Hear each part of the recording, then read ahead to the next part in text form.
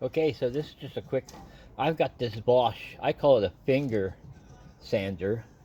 Now, it was not very expensive, easy to change the belts. You put the belt on there and there's a little button there, you press that button and click, it pops up.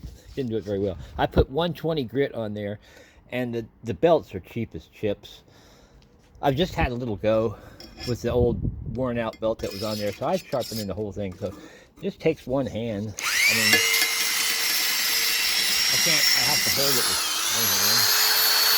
You see what it does. It's the business.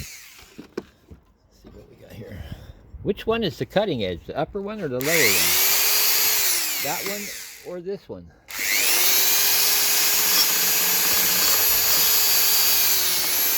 This thing is very useful. I've adjusted quite a few doors with this thing because you can get it underneath the door without taking the door off. So I think that's good enough. Just takes a second with the Voche.